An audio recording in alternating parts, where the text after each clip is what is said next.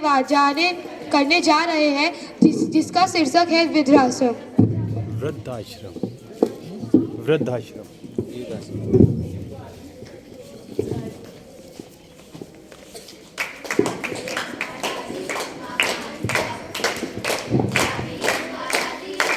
जोर से आओ।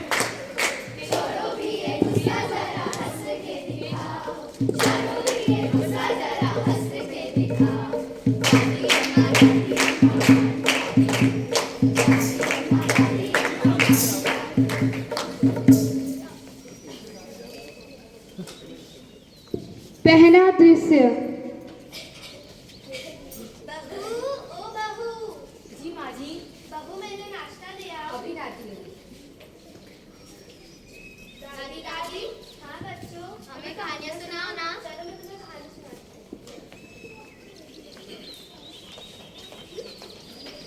बेटा विनोद, हाँ माँ जी मैं ऑफिस जा रहा हूँ, मुझे आशीर्वाद दो। आपका कुछ लाना है तो बता दीजिए, मैं ले आऊँगा। बेटा मेरी दवाइयाँ खत्म हो गई है, दवाइयाँ ले आओ। इसमें हम पहले दृश्य में हमने देखा कि यह एक सुखी परिवार था और इस परिवार के सभी सदस्य अपने बुजुर्गों की इज्जत और सम्मान किया करते थे। आइए अब हम दूसरा दृश्य देखें।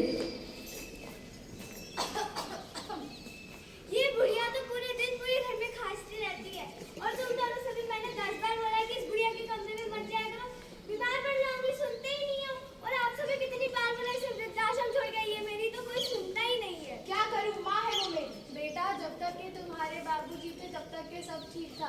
अब देखो जब भी तुम दफ्तर जाते हो तब ये ना मुझे चैन से खाने देती है ना सोने देती है। हे भगवान मुझे उठा ले, उठा ले, उठा ले। मनोज, बेटा मनोज, क्या मैं दिन भर टोकती रहती हूँ, ऑफिस जा रहा हूँ, वहाँ भी ना जाऊँ। बेटा मेरी दवाइयाँ खत्म हो गई है, दवाइयाँ ले आओ। हाँ हाँ, इधर तो कभी दवाइयाँ ला कर दो, कभी फल ला कर दो, कभी अमरूद ला कर दो, तो कभी केले ला कर दो। पूरे महीने की 10,000 की तो आपकी दवाइयाँ ही आ जाती है और आप तक तो कमा ही नहीं पाते हो। माँ अभी मेरे पास पैसे नहीं है, महीना खत्म ही होने को आया है। मैं ही जानता हूँ कि मैं घर कैसे चला रहा हूँ, मेरा तो नसीब ही खराब है। ए जी, मेरे भाई का ना बर्थडे आ रहा है तो मुझे नहीं क्या साड़ियों के लिए और मेकअप के सामान के लिए 5,000 रुपए चाहिए। 5,000 से काम हो जाएगा? हाँ चल जाएगा। तो देखा आपने कैसे उसने अपनी माँ की दवाइयाँ लाने के लिए मना कर दिया और जब उसने साड़ियों और मेकअप के लिए पैसे मांगे तो उसने दे दिया। आइए अब हम तीसरा दृश्य देखें।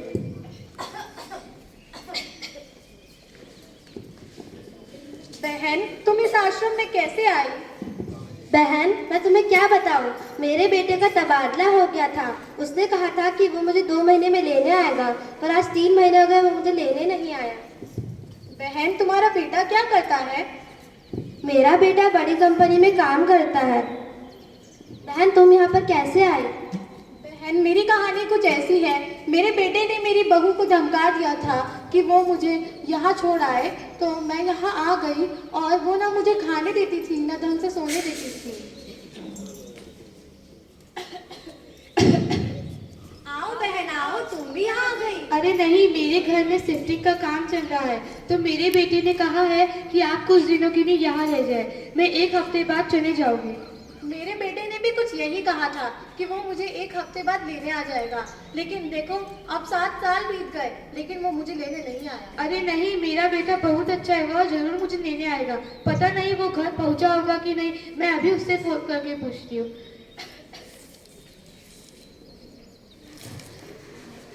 हेलो हेलो बेटा, हाँ माँ। बेटा तुम घर पहुंचे? नहीं माँ, अभी मैं मीटिंग में हूँ, मैं बहुत बिजी हूँ। बेटा पर मैं तो सिर्फ यही पूछ रही हूँ कि तुम घर पहुंचे। मैंने कहा ना मैं मीटिंग में हूँ। तो क्या कहा आपके होनहार बेटे ने? वह अभी व्यस्त है तो वो कुछ समय बाद मुझे फोन करेगा। सालों से यहाँ हूँ, अब सब देख लिया है मेरी आंखों ने। आप जितना जल्दी इस जगह को अपनाएं उतना आपके लिए अच्छा होगा। कैसी बात कर रहे हैं आप? मेरा बेटा मुझसे बहुत प्यार करता है, वो जरूर मुझे लेने आएगा और मैं यहाँ कैसे रह सकती हूँ मेरे बेटे के बिना? वैसे तो ये जगह उतनी भी बुरी नहीं है, शांति है, सुकून है, समय पर खाना मिल जाता है, और क्या चाहिए। मैं तो कहती हूँ आप बस अब भजन कीर्तन में दिल लगाइए। देखिए मुझे कहना तो नहीं चाहिए पर आपको मुझसे जलन होती है क्योंकि कोई आपको पूछता नहीं है ना, इसलिए। और मेरा बेटा मुझे रोज फोन करता है।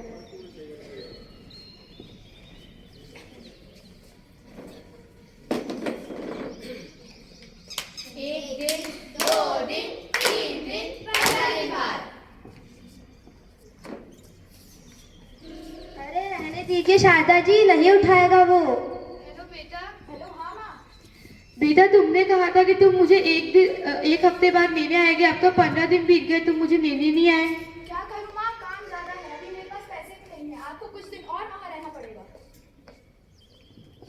आपको मेरी बातें बुरी लगती है, लेकिन मेरी बात मानिए, उम्मीद बांधने का कोई फायदा नहीं है। आपको ये बर्दाश्त करना होगा, क्योंकि यही हमारा नसीब है।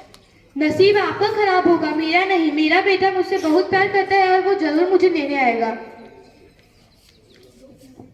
देखिए शारदा जी, मैं भी चाहती हूँ कि आपका बेटा आपको लेने आए, लेकिन मैं जानती हूँ कि एक बार जो इस आश्रम में आ गया वो इतनी आसानी से वापस नहीं जाता है। नहीं, पर मेरा बेटा मुझे जरूर लेने आएगा और मैं यहाँ नहीं रह सकती, बिल्कुल नहीं। मेरा बेटा मुझे जरूर लेने आएगा। 1 महीने बाद।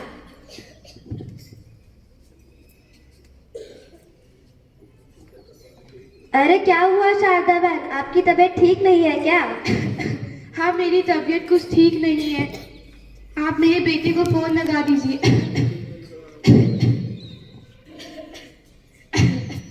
पता ये माँ बेकार में क्यों फोन कर रही है। अरे शारदा बहन, वो तो फोन उठा ही नहीं रहा है। आप मुझे मेरे बेटे की तस्वीर लाकर दे दीजिए। आप एक और बार मेरे बेटे को फोन लगाइए। अरे शारदा बहन, वो तो फोन उठा ही नहीं रहा है। अरे ये तो मर गई। शारदा जी पहली नहीं थी, उनके जैसे बहुत सारे लोग आए, पता नहीं क्यों बच्चे हमें इस तरह छोड़ जाते हैं, तिल मरने के लिए। पता नहीं क्यों उन्होंने झूठी उम्मीदें लगा रखी थी। इससे अच्छा ये उम्मीदों से सिर्फ दर्द मिलता है। शारदा जी के कोई बेटे को फोन करो और कह दो अगर 1 हफ्ता हो गया हो तो उन्हें लेने आ जाए, और उनके सामान को भी। एक गया नहीं, दूसरा आ गया। नहीं बहन, मैं आपके पास 7-8 दिन के लिए आई हूँ, फिर मेरा बेटा मुझे लेने आ जाएगा। शारदा जी भी कुछ यही कहकर गई थी।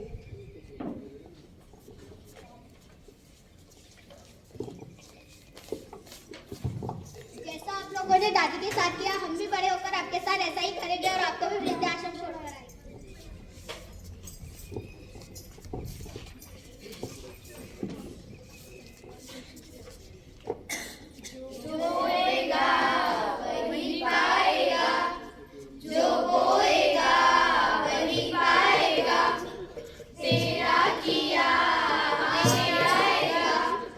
तेरा किया